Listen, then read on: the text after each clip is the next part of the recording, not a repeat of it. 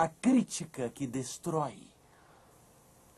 Daniel passou por uma minuciosa investigação. Investigaram a vida dele.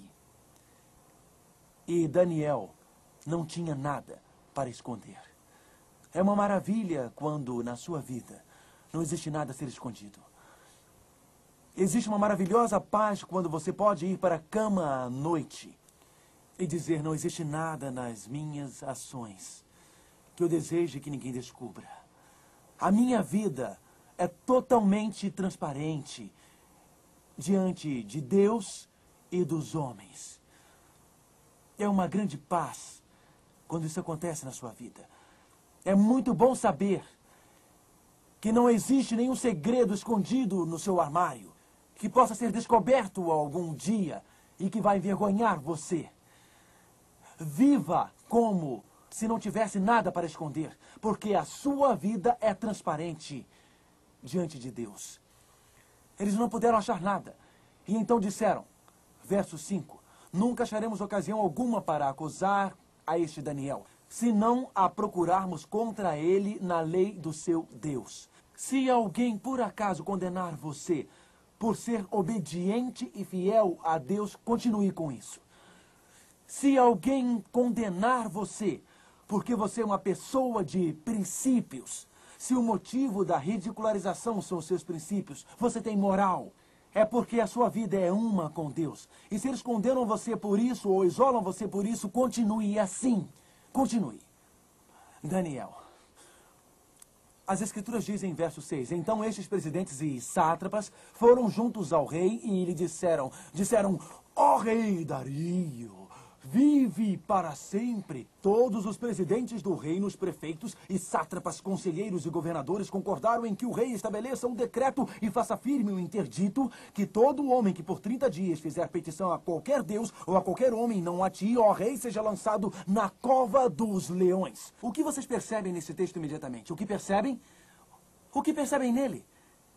É uma mentira. É uma grande, grande mentira. O que eles disseram? Todos os presidentes do reino se reuniram. Nós não adoraremos nenhum outro Deus exceto a ti. Todos os presidentes se reuniram. O primeiro presidente se reuniu com eles. Daniel concordava com eles que ele não adoraria nenhum outro Deus exceto Dario. De jeito nenhum. Prestem atenção. A inveja levou-os ao ciúme. E o ciúme levou-os a mentir. E a mentira deles levou-os ao desejo de condenar à morte um homem inocente. O ciúme levou à inveja. A inveja à ambição pela posição. Eles tinham ciúme da posição de Daniel. Eles invejavam a posição dele. E isso se desenvolveu e eles se tornaram ambiciosos. Mentiram dizendo, todos os presidentes se reuniram. Queriam ver-se livres de Daniel e passaram a desejar matar Daniel. O pecado acariciado na mente nunca se torna mais fraco. Ao contrário, se torna cada vez mais forte na vida. Já ouviram sobre os viciados em droga na cidade de Nova York?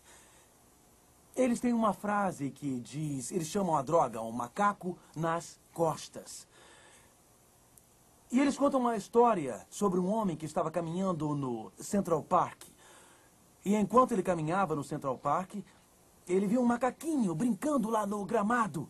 Ele se abaixou e disse, olha só, mas que macaquinho lindo.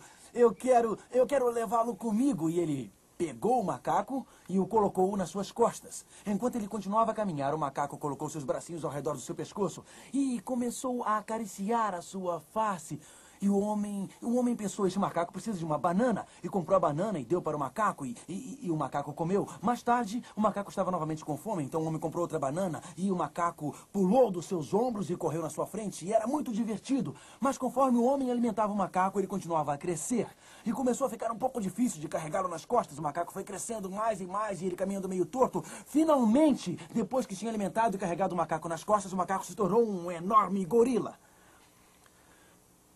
E ele colocou os braços ao redor do homem, esmagando-o e quebrando-o. E deixando-o morto. Enquanto ia embora dançando. Os drogados de Nova York falam sobre este macaco em suas costas. Eles contam como a droga começa bem pequena e vai crescendo, crescendo como um macaquinho nas costas, até que ela mata você. Existe um macaco nas suas costas. Eu quero que pegue a mais querida dona de casa, a mais santa dona de casa. Eu não sei como é uma santa dona de casa, mas peguemos assim mesmo. Peguemos a mais santa dona de casa. Ela parece santa, espiritual, vai à igreja todos os sábados. Mas ela volta para casa e começa a criticar o pastor. Ela não gosta dele. Daí ela começa a criticar o seu vizinho. Ela não gosta dele. Daí começa a criticar o seu tio. Esta crítica irá crescer tanto que destruirá toda a espiritualidade dela, porque o pecado nunca diminui, ele só cresce. Porque se você começar assistindo alguns programas imorais na televisão, você se tornará dependente destes programas em 6 meses. Você será hipnotizado por eles, porque o pecado nunca diminui, ele sempre aumenta. Uma vez que você comece a acariciá-lo em sua mente, e conscientemente idolatrá-lo e apreciá-lo em sua mente, quer seja uma ambição, quer seja uma raiva, se você não controlar esta raiva, ela não irá diminuir. Com o passar do tempo, ela irá aumentar com o passar dos anos. Se você não controlar estes erros, eles não irão diminuir, eles irão crescer com o tempo. Porque o pecado é um macaco nas costas. Quanto mais o alimenta, mais ele cresce e acaba matando você. O ciúme leva à inveja. A inveja leva à ambição. A ambição leva à mentira. E a mentira automaticamente leva à morte. Daniel capítulo 6. Eles foram ver o rei. Daniel 6, verso 8. Agora, pois, ó rei, sanciona o interdito e assina a escritura, para que não seja mudada, segundo a lei dos Medo e dos persas, que não se pode revogar. No Império Medo-Persa, quando uma lei era aprovada, até mesmo o rei não tinha poderes para revogá-la. A lei era o mestre, e uma vez assinada, todos deviam seguir a lei. Por esta causa, o rei Dario assinou a escritura e o interdito. Ora, quando Daniel soube que a escritura estava assinada, lembram-se que lemos no último capítulo sobre Belsazar. Belsazar sabia, mas não o que, pessoal? O que? Fez. Daniel sabia, mas ele fez. Entenderam? Belsazar sabia, mas não fez nada. Daniel sabia e fez. Verso 10. Daniel, pois quando soube que a escritura estava assinada, entrou em sua casa, onde havia janelas abertas da banda de Jerusalém. 3 vezes no dia se punha de joelhos e orava e dava graças diante do seu Deus como fazia. Daniel sabia que sem a oração não se tem força. Daniel não permitiria que a sua obediência a Dario interrompesse o seu relacionamento com Deus. Daniel sabia que Deus tinha estado com ele por 70 anos no império. Daniel sabia que tinha sido Deus que tinha dado capacidade, quando adolescente, em seu coração de servir a Deus. Daniel sabia que tinha sido Deus que o ajudara a passar nos testes e ser o primeiro. Ele sabia que era Deus que lhe dava inteligência, conhecimento e capacidade. Ele sabia que era Deus que o fez interpretar o sonho do rei. Ele sabia que tinha sido Deus que tinha livrado Sadraque, Mesaque e Abednego da fornalha ardente.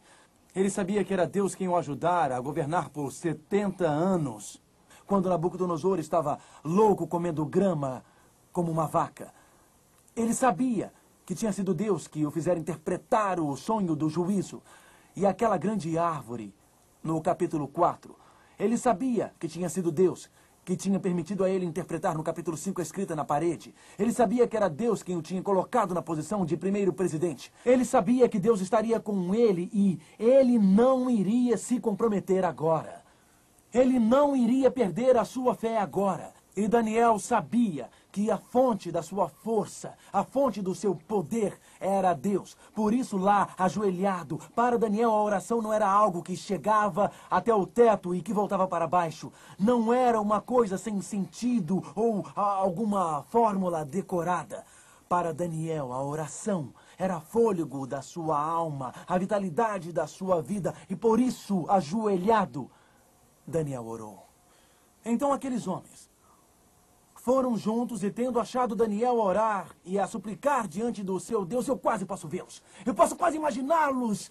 Eles vão ao rei Dario. Eles manipulam o rei Dario. Todos os presidentes do reino se